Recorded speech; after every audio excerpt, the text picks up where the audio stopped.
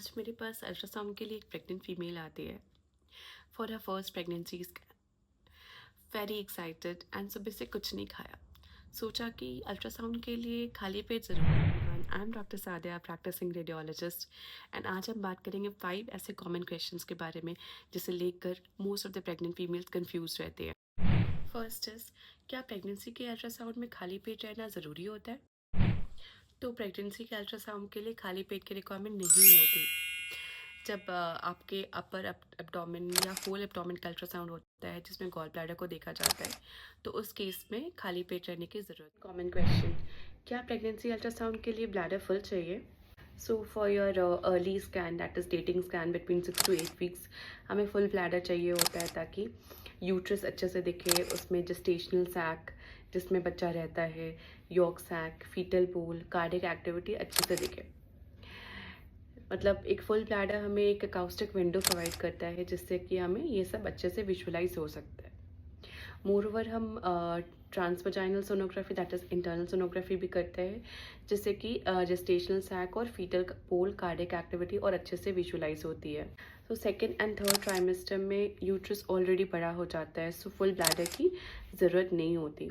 Third question is, क्या UPT के positive आने के बाद तुरंत स्कैन करवाना चाहिए? यूपीटी पॉजिटिव होने के बाद तुरंत अल्ट्रासाउंड करवाते हो तो शायद सिर्फ एंडोमेट्रियल की जो लाइनिंग है वो ही थिक दिखे, बस आपको कोई जेस्टेशनल सैक यानी जिसमें बच्चा रहता है, योक सैक या फीटल पोल या बच्चे की धड़कन कुछ नहीं दिखेगी।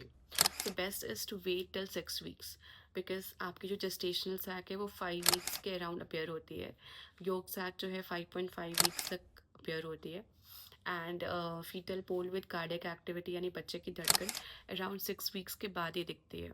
सो best is to do the scan, dating scan between 6 to 8। The fourth question, so patients अक्सर पूछती है, मैडम क्या अल्ट्रासाउंड सेफ है, बेबी को कोई हार्म तो नहीं हो रहा?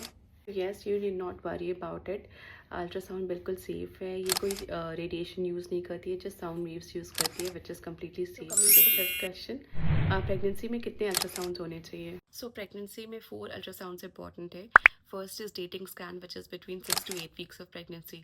इससे हम प्रेगनेंसी कंफर्म करते हैं प्रेगनेंसी बच्चेदानी के अंदर है या फिर बाहर, कहीं एक्टोपिक तो नहीं, बच्चेदानी के बाहर तो नहीं है, सो वो कंफर्म किया जाता है। थर्ड इज, इससे हम ड्यू डेट देते हैं, and heart beat confirm is NT-NB scan which is done between 11 to 14 weeks, जिससे हम नाक की हड्डी देखते हैं यानी नेजल बोन, एंड सेकेंड हम न्यूकल ट्रांसल्यूसेंसी की थिकनेस मेजर करते हैं, यानी गर्दन के पीछे की पानी की थिकनेस।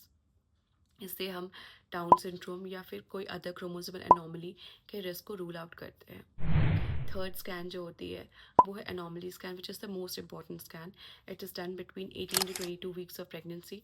ये एक डिटेल स्कैन होती है फ्रॉम हेड टू टो, जिससे कि हम कोई स्ट्रक्चरल एबनॉर्मेलिटी रूल आउट कर लेते हैं।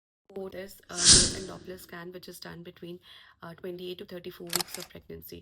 इससे हम बच्चे की ग्रोथ को मॉनिटर करते हैं, प्लेसेंटा की पोजीशन, एमनियोटिक फ्लूइड यानी बच्चे के अराउंड पानी, प्लस हम डॉपलर स्टडी से मदर से बच्चे की तरफ जो ब्लड फ्लो है वो ठीक से जा रही है कि नहीं वो कंफर्म करते हैं। साउंड बिल्कुल सेफ है एंड आपके बेबी के लिए बहुत इंपॉर्टेंट।